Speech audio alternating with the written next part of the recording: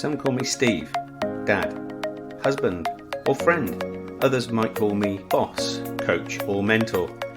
Today you can call me the Leadership Hacker.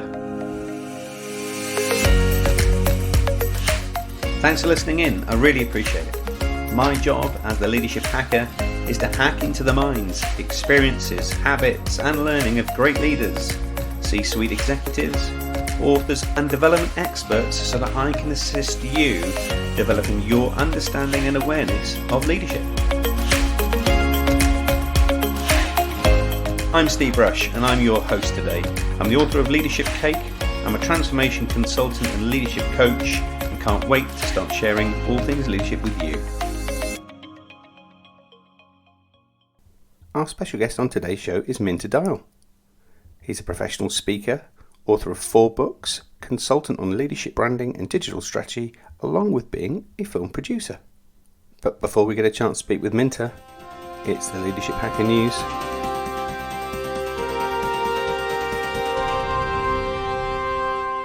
The subject of leadership is an enormous subject matter. But what is leadership and how do we know when we see and hear it? Is it seen in the captains of countries, corporations and communities? Is it heard from on-stage lecterns and corner offices? Could it be the research from Harvard, Yale, Stanford, Oxford or Cambridge? The reality, of course, is leadership is very bespoke and very personal to us. We have been surrounded by a generation of corporate and civic leaders, some of whom have been tainted with visions and values. What are the qualities that are missing and where do we look for leadership? More than 60 years ago, the last place we might have expected to look for leadership was on the Montgomery bus. And yet, on the 1st of December in 1955, when a diminutive passenger occupied her seat, she set the direction for an entire country. No small feat in leadership. Rosa Parks has now been referred to as the quiet leader, and she has a lot to teach us. Humbled, determined and flappable, self-sacrificing, she was forced on a bold vision. She was willing to take a courageous risk, not knowing the results, but driven by her values and her integrity. And there was no other option for her but to stay sat in that seat in the face of adversity. At that time, her only vision was a bus free of segregation. She inspired Dr. Martin Luther King Jr., who could articulate in words what she had said in gesture. But they had the same dream, they marched the same march, they sang the same song.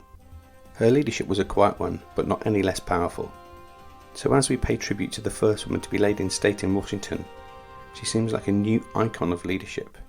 Named the mother of civil rights, she led by being a role model, by inspiring a city to walk instead of ride, and a country to re-examine itself and its values. Her leadership statement ignited a genesis of change in people, in assumptions, actions and attitudes, irrespective of race, colour or creed. So what are the lessons learned from this great leader? Compelling a great mission ignites passion for commitment. Challenge assumptions. Be courageous and take risks. Lead by example. Be humble. Give credit to others. And pass the torch to your successors. We need more leaders like that in our corporations and our communities. The quiet leader can create levels of greatness only if we listen beyond what they say and what they do. And Rosa Parks was a perfect example of that. That's been the Leadership Hacker News. If you have any news, insights or stories, please get in touch. Our special guest on today's show is Minter Dial. He's an international professional speaker, author and consultant on leadership branding and digital strategy.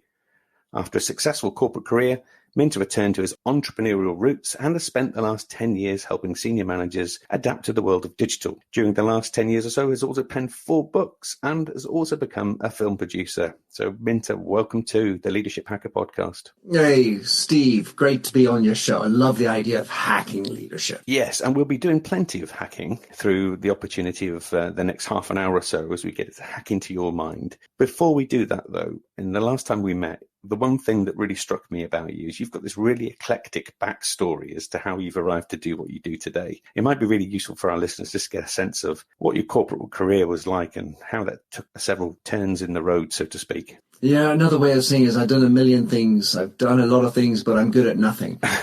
I graduated from university in the United States, having been schooled in England, in trilingual literature and women's studies as my minor. And with that, I went into investment banking, of course. And from there, I started a travel agency for musicians, and that went flamingly horribly wrong after 2 years.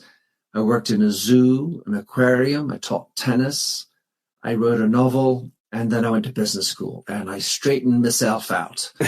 And then I worked at L'Oréal for 16 years in various roles around the world, mostly through the marketing ranks. I ran a company called Redken, which is a hairdressing company worldwide, 40 countries. And then I ran Canada, and then I was on the executive committee worldwide for the professional division before charting my own path yet again, where I have essentially been trying to help elevate the debate, connect people, ideas, and dots, and make the world a little bit of a better place through business. Awesome. Now, for me, it sounds that your corporate career, if you like, started to really gain its momentum through your work in L'Oréal and Redken. But what was it that you were looking for, perhaps, in your previous careers that you didn't find until then? Well, I just liked communicating, actually. That was sort of, how do you use communication in a professional space? And so, for example, when I was at the investment bank, what I enjoyed doing was translating the mumbo jumbo of stock analysts into a terminology that the investment advisors and customers would understand. When I was at the agency, or travel agency for musicians, I was really interested in the marketing concept. How do you make us known to such a niche world of musical managers and entertainers? And afterwards, L'Oréal, when I was at INSEAD, really struck me as at the summum of marketing and capabilities. And so I wanted to go to the big pond where you had the best marketers and minds, I felt, in the world of commerce at the time. And so that's what I was seeking to thrive in and master, this idea, this weird concept that I really actually didn't fully understand before I got into L'Oréal marketing. Yeah. And marketing is so diverse these days, isn't it? It's kind of, where does, communication start and marketing end almost? 100%. Yeah. I think the world of marketing has changed dramatically, as has leadership, sales, gosh knows, research and development. The list goes on. It does, yeah. So what's the kind of focus of the work that you're up to right now? Well, right now, as we speak, I'm really continuing to focus on the promotion of my book, and behind that, the promotion of a new style of leadership. What that concretely means is that when you write a book, by the way, you make diddly nothing. So it's really about helping companies transform their leadership to accommodate these new technologies, our new context, and a very new customer. Mm. We're going to get into the new book, You Lead, in a moment. But you started writing that last book before all of your first three. So how did that end up? Yeah, that's one crazy long story. I to try to make it compact, Steve. So I graduated with this degree in trilingual literature, and I loved writing. I had done poems, short stories, one novel, and 19 songs to my effective. And this idea of publishing a book, at the age of 18, I said, gosh, Minta, to fulfill your life, you have to do 5 things, and one of which was to publish a book. And so there I was at the age of 50, basically saying, I still haven't published that bloody book. So I went off to Croatia and spent a lovely 10 days in Dubrovnik. I wrote 30,000 words. I came back home and I got basically a message that my mother's husband had died. I went to the funeral. At the funeral, I chatted with my stepfather's oldest son, therefore my stepbrother, and I talked about his research I've been doing and a film I wanted to do about my grandfather. And next thing you know, I get an email from a chap who I'd never heard of before, who was running PBS, the television station in America, saying, I love your story. I want to run it on my television station. Well, it's not every day you get a call like that. And so Very true. I had to shift gears, turn left. And then I got my film, The Last String Home, put on television, and in the same space, wrote and published my first book, which was about my grandfather, The Last String Home. Then I put that to bed, because that had a long lifespan, and it involved going to film festivals and lots of speeches with veterans and military organizations around the world. Fascinating time. Meanwhile, this book, which was supposed to be my first book, really was supposed to be the book of my life, the summum of everything I've ever done. So, all right, good. I'll go back to that. So I went back to it. I went off to Iceland. My wife let me go to Reykjavik for 10 days to write another 30,000 words. And now I had 60,000 words. I'm like, all right, things are looking good. I come back home, and very shortly after that, I have a chat with a good old friend. And he says, I'm so jealous about you. You know, you've written books, and I wanted to do one, and my parents haven't. Anyway, so his name is Caleb. And I said, well, why don't we write one together? Well, next thing you know, I had to drop my ball, and I focused on that one. And then thus was born Future Proof. Anyway, finished that. The next thing happens is I'm set to go back to my book, but unfortunately, my best friend died, and I felt a need to do some sort of therapy. And the therapy through which I did that was to think and focus on empathy. And I quickly whipped out that book, self-published, and it was a fun exercise, if you will, to consider how to put empathy into business. But for me, underneath it was really a more personal journey in thought of my friend Philippe. And put that to bed, and you, gosh, well, what do I do now? Well, of course, I got to go back to my, the book of my life. And that's how I ended up writing You Lead. Brilliant. It's almost reminiscent of the way your career's panned out almost. And it seems to me, Minter, you have this almost in the moment energy that drags you and draws you to a certain place in time. Is that something that you've noticed over your life and work? Well, so I think it's hard for me to imagine that over the 16 years at L'Oréal, because a lot of it is directed. You know, I changed countries 15 times. I had 9 different roles over the 16 years. So these are opportunities that are presented to me, and I jumped on them. So the first thing I think about is I try to connect all the weird shit together. What links them all? And it's true that I do have a tendency to want to live in the present, right, and take full advantage of everything that comes up. And I have very much that attitude offline, or at least, in real life, in my person, as I do at work. And I think that, perhaps to your point, is something that is been a thread throughout everything, just to really just live 110% kind of feeling to every day. And that definitely includes my 800 or 900 concerts I've attended and enjoyed in my life. Yeah. And the ironic twist in fate here is that when we first met, it was just as you were going to publish You Lead, and the pandemic hit, and it kind of put things off a little bit, right? Oh yeah. Well, actually that's the last chapter of this chapter, this, never-ending story. Because in fact, I did submit my manuscript to Kogan on the 13th of March, which was essentially 2 weeks before we went down into wholesale lockdown.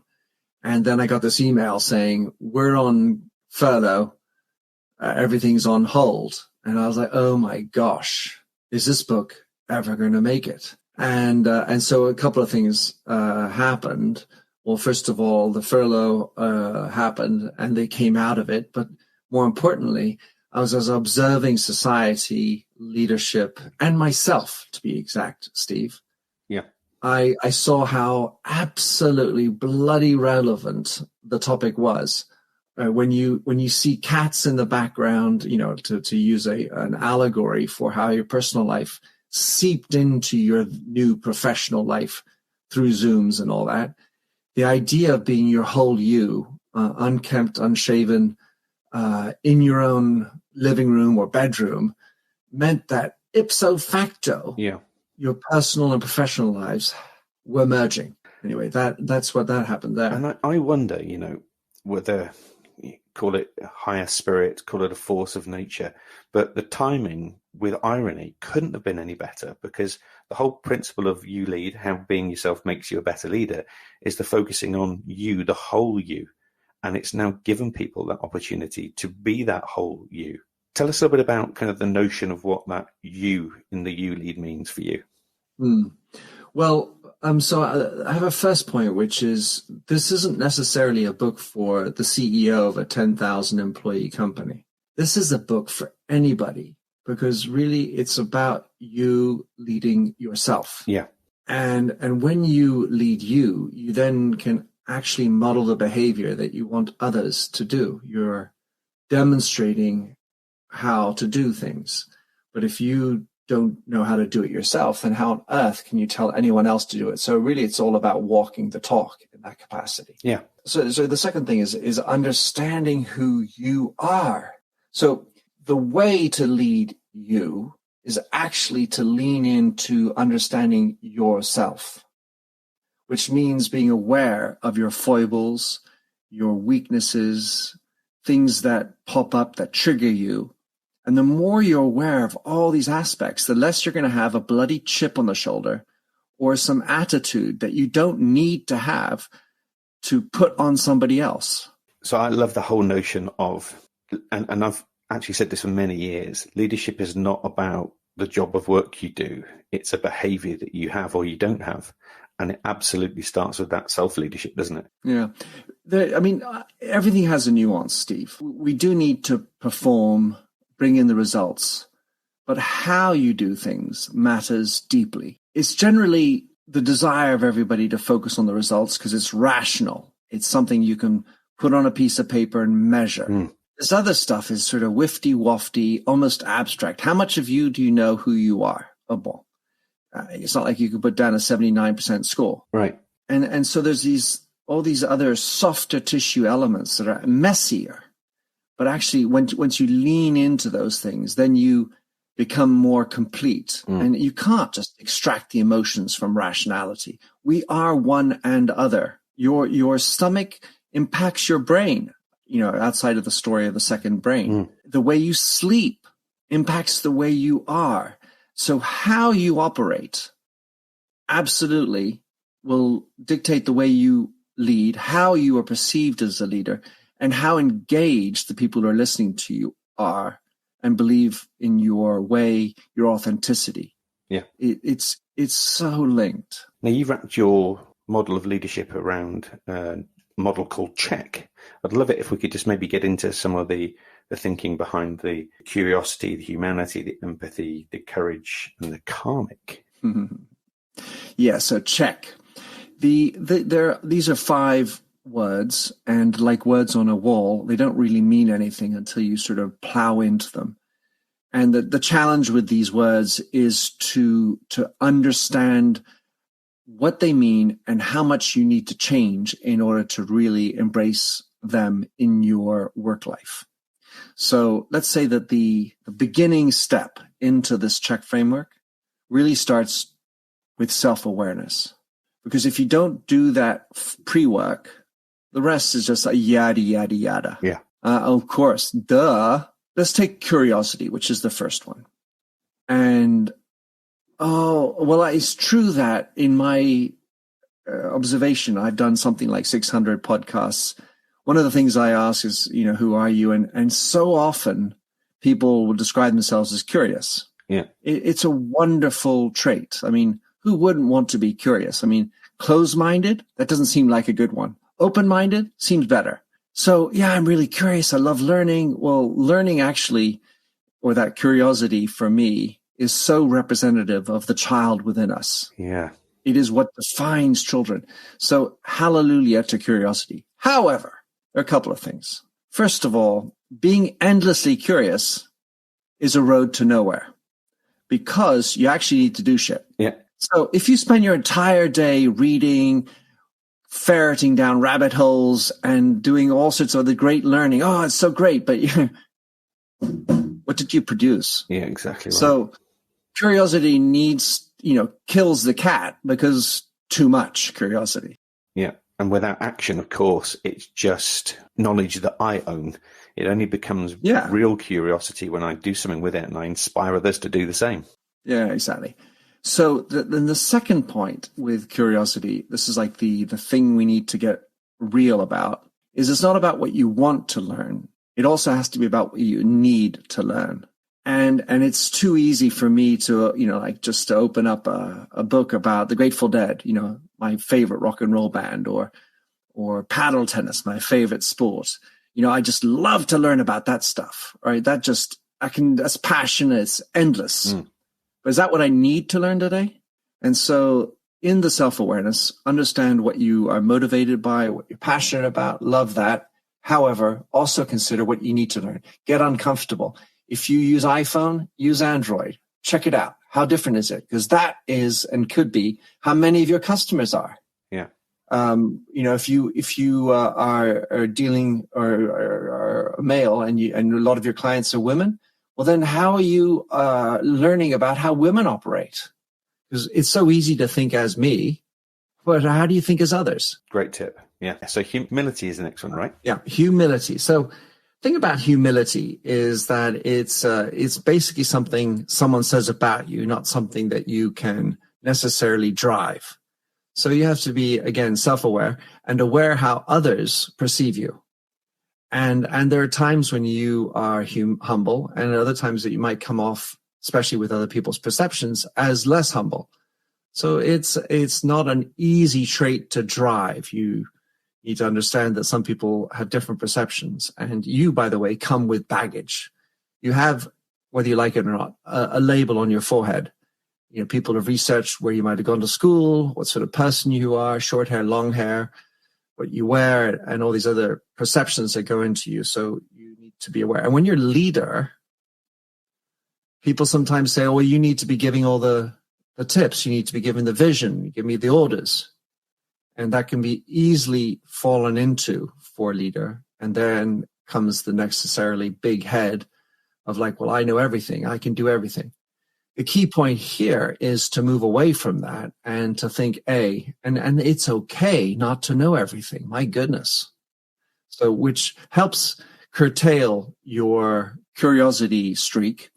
I'm not saying stop being curious, but when you have humility, you understand you can't know everything. Yeah, definitely so. We're taught at school to kind of learn everything. It's sort of a drive, whatever your topic is, and so on. And that's great. Yet we are never as strong as when we have a great network. So humility is also about the ability to say, help, I need your help. Can you tell me this? And there's no big deal to show you don't know everything. There's nothing worse than a leader who gets asked the question, what should we do, sir? And you think you need to give the answer. Well, that's a great question. What do you guys think we need to do? Turn it around. And specifically with regard to humility, believe that others can help you. Everybody has an interesting story. Everybody can contribute. It's not necessarily true because some people don't show up and some people, are not as equipped as others, and maybe you didn't ask the right question. But if you go in with that attitude, the chances are you're going to get a lot of more people around you who want to help you. And humility is the juice that lets that flow. Then comes empathy. And of course, we could spend another hour or two on this topic, it being the topic of my one before that. Empathy is really a superpower. But here's the deal. If you haven't done self-awareness, you're going to get it wrong. Yeah. So I've done a survey and I've had 10,000 people answer this particular question. To what extent do you believe you're empathic? And there are 5 possible answers. Well above average, average, below average, and well below average. And do you know that 72% of people believe that they have either a well above or above average level of empathy? That's interesting, yeah. Isn't it? So for the mathematicians or the statisticians out there, we have a problem. Unless, of course, the other 28% are all well below average, and maybe mathematically that works out to have some sort of distribution. However, anyway, the point is this. We tend to think we're more empathic than we are perceived to be. Yeah. And the reality is that empathy depends on again, like humility, on the observer's eyes. It's quite subjective, isn't it? Empathy. Of course. I can think I am, but I won't really know unless the other people I'm working with or the other person I'm communicating with can let me know. Right. And the nuance in that, Steve, is that empathy is in the eye of the beholder, yet doesn't necessarily mean a perceptible action. Let me give you an example. You're doing research and development for a product or a service for potential customers. So you haven't produced the product, but by listening and understanding your customer base, you then develop the better product. That better product, many actions down the road, serves or sells well. Then you see that your empathy was well instructed and well informed. You see what I mean? Yeah. So it's not like, oh, Steve, I really understand what you're thinking today and feeling today. And in light of that, this is what I'm going to say or do and have some action that follows. Then Steve says, oh, Minter's being very empathic. It's not necessarily a direct relationship. So empathy is a skill that you can use, and this is a very important concept, inside and outside the organization. In fact, if you want to be empathic and have smart product development, have great customer service, deliver exceptional customer delight, all of that needs empathy. But the key to delivering that empathy will be by being empathic as an organization within your culture, within your organization. And once you have that coherence and congruency within your team, then you're going to be better able to, let's say, quote unquote, farm out that empathy into all the other touch points with your external stakeholders. Because by the way, sometimes in between you and your customers, you have things called distributors or third-party suppliers. And they too are going to contribute to your customer experience. So you really need to think of it as an entire system inside out. And here's the thing, empathy is actually a learned behavior for most people. And therefore, the more you can live and breathe and demonstrate being empathic, the more likely that people around you are going to notice that and replicate those same behaviors. Exactly. I love the way you say that, a learned behavior, because in the end of the day, people always ask me, can you teach empathy? And I tend to say, niet. You can't teach empathy. You no more than you can teach a dead horse to drink water. If the horse don't want water, it won't take water. In the case of many people, basically, there are many people who are empathically challenged. And so if you want to become empathic, first of all, you need to start by understanding where you sit on the empathy, truly. Because if you think you're above average, the chances you really wanted to learn more are a little light. So reassess where you sit on the scale, and then you can adopt it. And here's the key other sort of non-obvious concept, which is it's not about being empathic all the time with everybody in every instance, because that's just like curiosity that's endless. Because empathy really is all about understanding.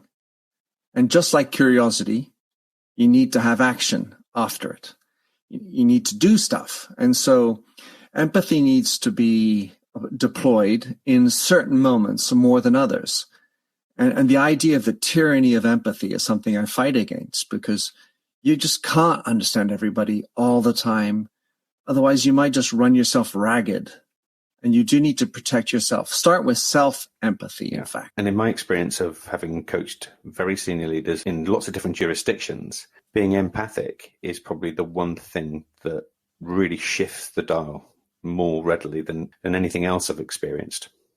It's a remarkable skill. And I don't know about you, Steve, but it's been my observation, not just through the pandemic, but well before that, our deep inability to listen. The number of conversations I see at dinner tables, on Zooms, people cutting off others without allowing for the full flow of what's being said to finish. Yeah. It just demonstrates that we're not in that moment present enough to be able to listen deeply, whether it's not just the words, but the timbre, the emotions. Especially you and I are now speaking through audio, so it's really from my mouth into a microphone, through the internet, into your earphones. Yeah. And the people who are listening, the same idea.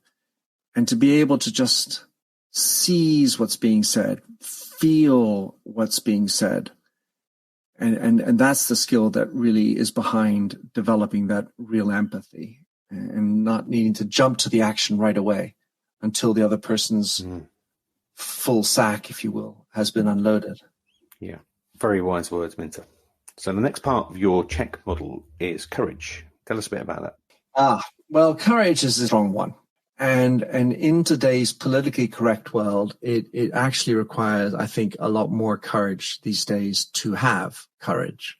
And really, so for me, it's one of my core 3 values personally, to have courage. The courage to stand up for what you believe in. Not only is that important just from an integrity standpoint, it's actually what helps you stand out as well. So there's a really pragmatic element to having courage, because not having courage is tantamount to seeking to be average. And a lot of things in society tend towards that. I was listening to a podcast the other day about how when you teach a monkey to do a really cool trick, like use stones to break open nuts, when it goes back with an average group of monkeys that don't know how to open nuts well, it dummies down and will re-employ old-fashioned techniques which aren't as effective as the ones that it has learned to do, which would equate to a smarter monkey. So we have lots of reasons and ways to dummy us down. What if I say that, Steve? I might piss off somebody. Well, so be it. Yeah. When you build a community, when you build a tribe, it doesn't have to include everybody. Because if you want to please everybody all the time, you are nobody.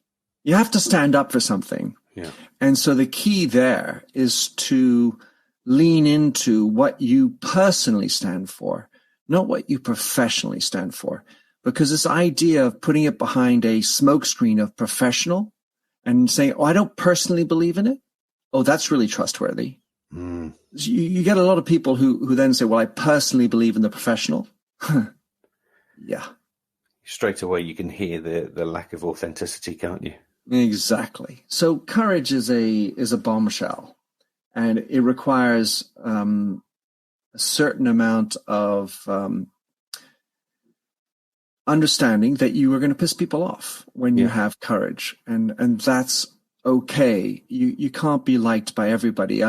I think of in my book, I talk a lot about this rock and roll band I followed, and they're definitely not for everybody. And so what?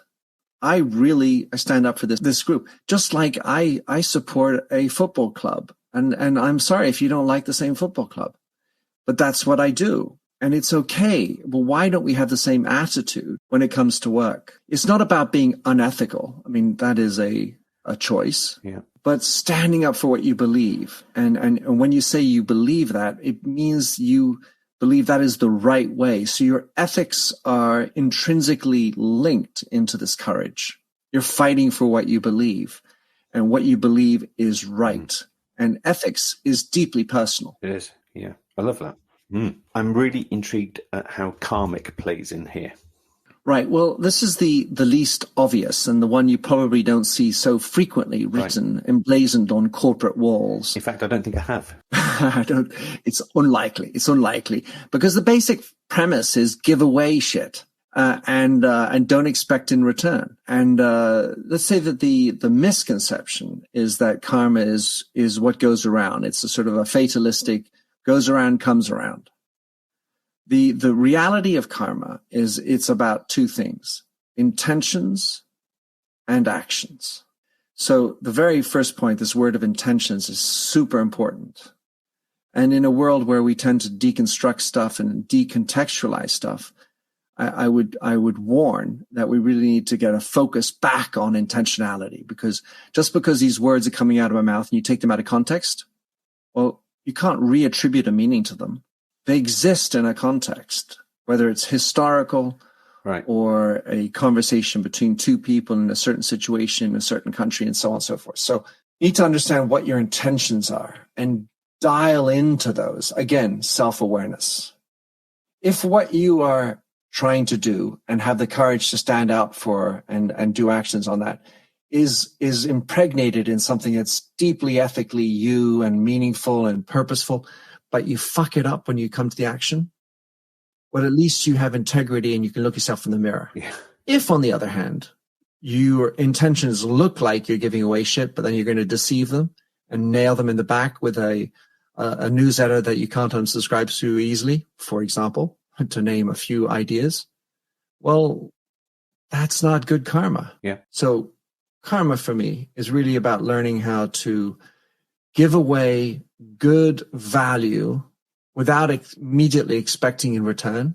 And that's how the chances are you're going to build up a more trustworthy network and hopefully a long-term relationship. Yeah. I love the way that you've wrapped karma into something that I would have perhaps called before thought leadership even. So where I'm giving information or insights to people and I'm not expecting anything back. And I've had many conversations with my team that says, you know, we're giving insights, we're giving information, we're showing people how to do things, but we're not asking for anything in return because that would be then marketing. And what you've just described is something fairly similar. Exactly. I mean, this idea, we were brought up with this know-it-all attitude, you know, build up the information. Information is king, and I'll keep it to my chest. And this idea to have the humility and generosity to give away things that is valuable to your customer is absolutely the new form of marketing in my mind. Yeah, really powerful model. Love it. Now, time is moving on, so I want to hack into that great mind of yours some more. So this is where I'm going to ask you to distill all of the years of experience you've had in very different environments and to try and fine-tune those down to your top 3 leadership hacks, Minter. What would they be? Well, we kind of touched on the first one at the very beginning, which is be present. You know, as much as leadership is about vision and the future and all these other things, learning to listen is the juice within being present.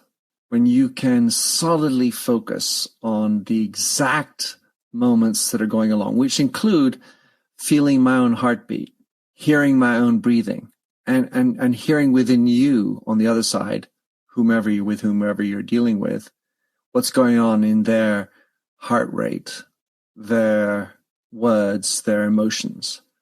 And so that is the first one, being present. And so my little hack for that has been for the last 7 years or so to do 10 minutes of guided meditation every morning. And I use a wonderful New Zealand woman called Monique Rhodes, Rhodes, who does a 10-minute mindfulness. And she's an amazing musician, by the way, and a lovely voice, which counts.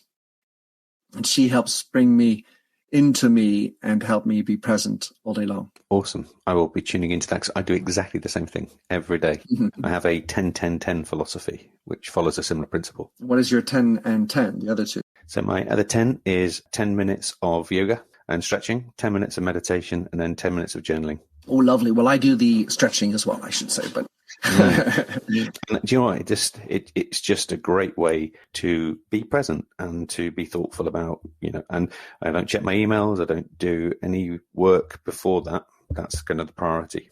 Love it. So my second hack is about time. And it's unbelievable how I get triggered when I hear somebody say, I don't have time. No, you chose to spend your time differently. And so you really need to master your time. And so here's the hack. Mm-hmm. Consider in your role, how much of your day do you need to keep free? And for absolutely everybody, there are 3 things that you need to keep free. Time for you, time for others that matter, and time for serendipity. You can't plan serendipity, but if you have no time for it, you sure as shit won't have it. So these 3 things you block off. And then the 4th one is really according to much more your position and what you need to do. So when I was a CEO or managing director, I considered that I needed to have 50% of my day free. So that 50% accommodated my other 3 ideas that I just mentioned, but also the time to do strategic thought. There's no way you can be strategic if you're constantly being interrupted. So I blocked off meetings. I closed my door, and I allowed within the 50% free of my day opportunities to do deep thought and come up with some strategic ideas. And sometimes that included having a deep conversation with somebody, right? But, sometimes a little bit not planned in some ways. Just sit down, listen to others, and have deep, unexpected conversations. It can also be informal, because that's also good for nurturing stronger relationships and friendships and so on. But anyway, so as a head of a company, you need to look at your agenda and see if you can carve out 50% of your day to not have meetings. I would implore you to think that way, because that's going to give you the time to do all 4 actions. If you don't have that, you're living back to back in meetings, good luck. The third and last one is maybe not quite as obvious, but it's get connected. Well, as leaders, one of the issues is it's very easy to be isolated, all the more so when you're living in a lockdown, of course. Agreed. And getting connected, it has so many benefits. So we talked about being mindful, get connected with you, your breathing, your body, with stretching, but get connected with people, because we are social animals. So even if you're locked down, there are ways to connect with new people every day. I've been doing that. I call it my green meeting. So every day in my calendar, I very color coded. I have my green meeting, and my green meeting is I'm meeting somebody new. And I go into that very much karmically with no agenda. I'm just there to listen, to get to know somebody else's story. And so getting connected to people is one of the types of connections. So getting connected to strangers, get connected to someone you haven't spoken to in a long time, a friend from school. You say, oh, I really liked him or her. Oh, it'd be cool if I wonder where they are. Send a message to your spouse or someone important in your family and say, hey, thank you. Thank you for doing what you do and who you are. There's so many ways to get connected, because that is, for me, how to tap into your extra energy. Because in today's world, if there's one thing that is sorely depleted, along with, of course, empathy deficits and a few other things, including financial deficits, is an energy deficit. And finding ways to get connected into nature. Put your hands in the dirt. My goodness.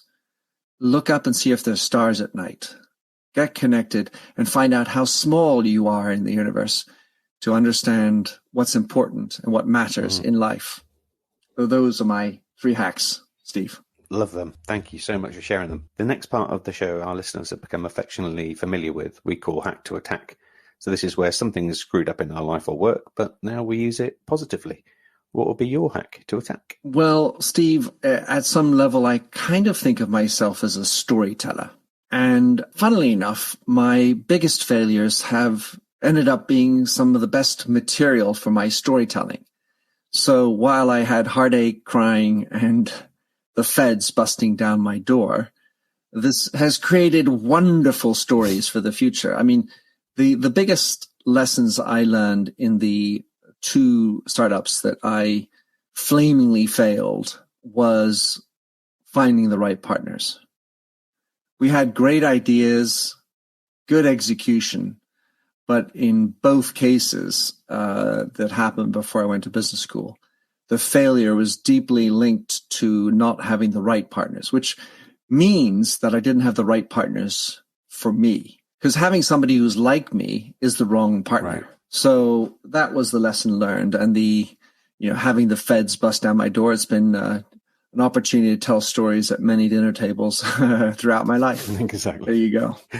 And if you look at any great movie and stories, there's always adversity that kind of triggers the hero opportunity, the outcome, right? Oh, yeah. Well, I don't know how heroic my outcomes were, but they certainly I now embrace the journey that I went on.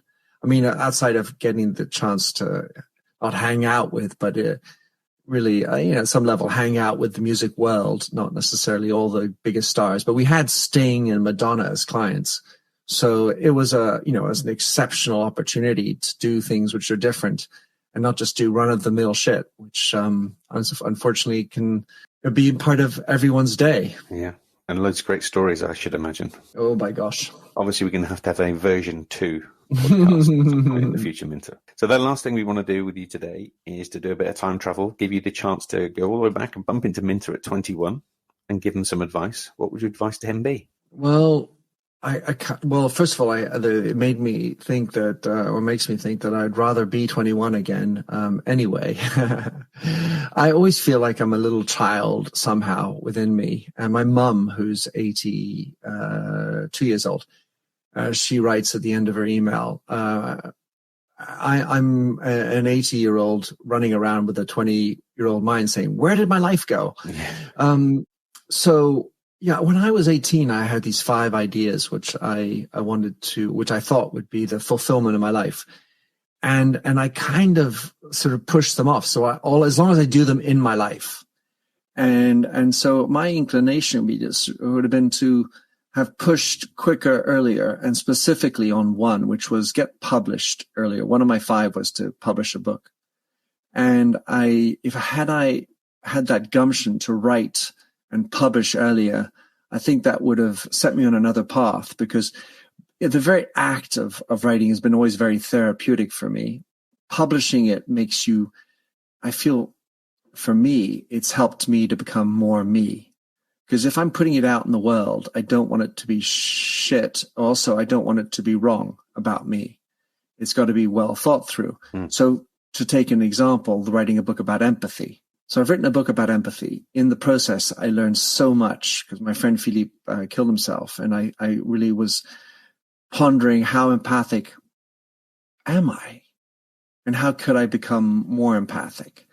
So I lent into that idea to figure out how I could be more empathic, studied it, what people say, what are the errors one makes when we think about that, and so on and so forth. So the idea of publishing earlier, really, it's not about making or suggesting that everyone else should publish earlier. It was more about being quicker to seize what was important to me and learn and lean into being me earlier, quicker. Great advice. So finally, I guess folks are listening to you and I talk thinking, how can I find out what Minter does? Where can I find some of his work, books, information, films? Where's the best place for us to send them? Well, first of all, they're probably saying, oh my God, thank God it's finished. I've had enough of this already. I've got other shit to do than just to follow on this guy. But should you be interested, Google and my parents gave me a weird enough name. I'm easily findable thanks to that little search engine and others, of course. Minterdial.com is where I write a lot. I post my podcast, which has been going on for 12 years. You can find a tab to all my books, my speaking engagements. In other social media, I have a YouTube channel under my name. And on a lot of social, my handle is mdial, MDIAL. And my book and film about the Second World War, documentary, is called thelastringhome.com. And you can find links that are all valuable there. Hey, Steve, thank you so much for having me on, and thanks for asking. Minter, it's been delightful. I always love chatting to you. You're such an inspirational guy, and I always get a different perspective from you each time we speak. So I just wanted to say thank you for becoming part of our community on the Leadership Hacker podcast. Hack away, Steve. Thanks, Minter. Take care. I genuinely want to say a heartfelt thanks for taking time out of your day to listen in too. We do this in the service of helping others and spreading the word of leadership. Without you listening in, there would be no show. So please subscribe now if you haven't done so already. Share this podcast with your communities and network and help us develop a community and a tribe of leadership hackers. And finally, if you'd like me to work with your senior team, your leadership community, keynote an event, or you would like to sponsor an episode, please connect with us via our social media. And you can do that by following and liking our pages on Twitter and Facebook. Our handle there is @LeadershipHacker. Instagram, you can find us there at @the_leadership_hacker. And at YouTube, we're just Leadership Hacker. So that's me signing off. I'm Steve Rush, and I've been the Leadership Hacker.